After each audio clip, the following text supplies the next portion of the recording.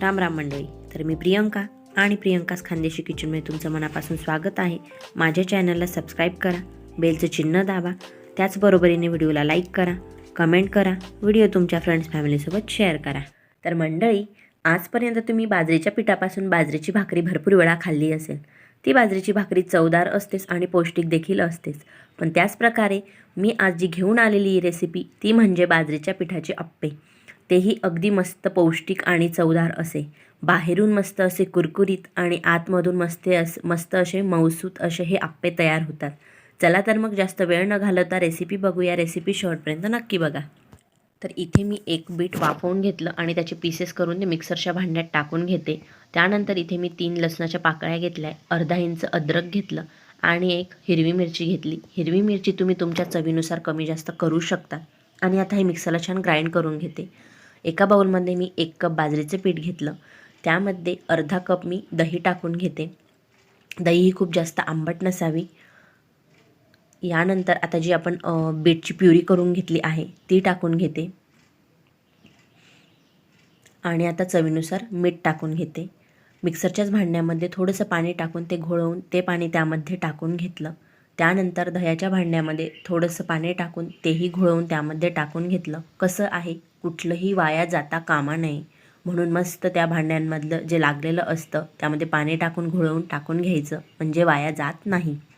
आता मस्त विस्करने मी हे मिक्स करून घेते. पाणी अगदी थोडं थोडं घालायचं. स्टार्टिंगला खूप जास्त पाणी घालायचं नाही. थोडं पाणी घातल्यामुळे गुठळ्या होत नाही. आणि आता मी यामध्ये अजून थोडंसं पाणी टाकून घेते आणि मस्त हे एकदा एकजीव करून घेते. बघू शकतात किती मस्त असा गुलाबी कलर दिसतो आहे. तर छान हे मी मिक्स करून घेतलं आहे आणि आप्पेसाठी ज्या प्रकारे कन्सिस्टन्सी लागते त्या प्रकारे हे बॅटर तयार करून घ्यायचं. आता याला मी झाकून 10-15 मिनटं मस्त फुलण्यासाठी ठेवून देते. तोपर्यंत इकडे मी फोडणी तयार करून घेते. तर कढाईमध्ये मी थोडंसं तेल घेतलं, मोहरी टाकून घेतली. मोहरी छान तडतडल्यावर जिरं टाकलं. जिरं मस्त असं खरपूस भाजू द्यायचं, फुलू द्यायचं. त्यानंतर त्यामध्ये उडदाची डाळ टाकून घेतली आणि उडदाची डाळी मस्त गुलाबी बदामी रंगावर अशी परतून घ्यायची. त्यानंतर इथे मी मस्त एक छोटासा कांदा बारीक असा कापून घेतला. तो कांदाही छान गुलाबी रंगावर 4-5 मिनटं मस्त असा परतून घ्यायचा. तो कांदा मस्त असा गुलाबी रंगावर परतून झाला. त्यानंतर यामध्ये मी एक छोटासा टोमॅटो बारीक कापून घेतला आणि तोही मस्त 1-2 मिनटं परतून घेते. तुम्हाला हवं तर तुम्ही यामध्ये गाजरचा कीस घालू शकतात किंवा मग पत्ताकोबी बारीक कापून घालू शकतात. तुम्हाला ज्या भाज्या आवडतील त्या तुम्ही यामध्ये घालू शकतात. तर मस्त हे परतवून झालं आहे. आता झाकण गॅस बंद करून पूर्णपणे ते फोडणी गार होऊ द्यायची. इथं आपलं बॅटरही मस्त फुललं आहे. आता यामध्ये ती फोडणी टाकून घेते. फोडणी पूर्णपणे गार झाली आहे तेव्हाच फोडणी त्यामध्ये टाकून घ्यायची. तर मी फोडणी पूर्णपणे गार करून घेतली आणि मग आता ही फोडणी त्यामध्ये टाकून घेते. आता यामध्ये मस्त हिरवीगार कोथिंबीर टाकून घेतली आणि आता हे छान एकजीव करून घ्यायचं. फोडणी टाकल्यामुळे खूप छान चव येते त्याची. तुम्ही हवं तर विदाऊट फोडणी करू शकतात, फोडणी न घालताही आप्पे करू शकतात, पण फोडणी घातल्यामुळे त्याची चव खूप छान येते. मस्त असं छान एकजीव करून घ्यायचं आणि 5-1 मिनटं छान हे असं फेटून घ्यायचं फास्ट असं, कारण की त्यामुळे ते सारण जे असतं, बॅटर जे असतं ते असं हलकं होतं, फुलतं मस्त.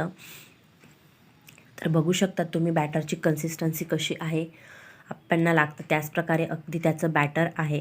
आता आपल्याला याला मस्त जाळी आली पाहिजे, ते छान फुलले पाहिजे, यासाठी यामध्ये आपल्याला सोडा घालून घ्यायचा आहे. आता सोडा घालण्याच्या आधीच मी गॅसवर आप्पे पात्र गरम करण्यासाठी ठेवलं आहे.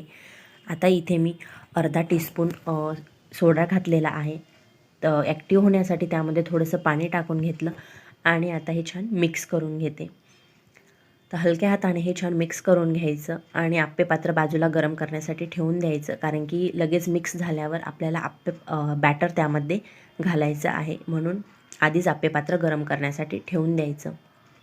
तर मी असं पटकन मस्त हलक्या हाताने हे मिक्स करून घेतलं आणि बघू शकता त्याला लगेच असे बबल आले, जाळीदार झालं, ते हलकं झालं. तर आता आप्पे पात्र गरम झालं आहे. यामध्ये मी थोडंसं तेल टाकून घेते. तुम्हाला हवं तर तुम्ही तूपही घालू शकतात, पण मी इथे तेलच घेतलं आहे. छान असं तेल टाकून घ्यायचं आणि आता जे बॅटर आहे आप्प्यांचं ते मी त्या आप्पे पात्रामध्ये टाकून घेते. तर मस्त असा गुलाबी कलर दिसतो आहे त्याचा. तर आता झाकण ठेवून अगदी कमी गॅसवर 10 मिनटं एका साईडने हे भाजून घ्यायचे. आता 10 मिनटं झाली आहेत आणि बघू शकता वरून हे पूर्ण असं ड्राय झालेलं आहे. आता याला मी पलटून घेते. तर सगळे आप्पे मी आता पलटून घेते.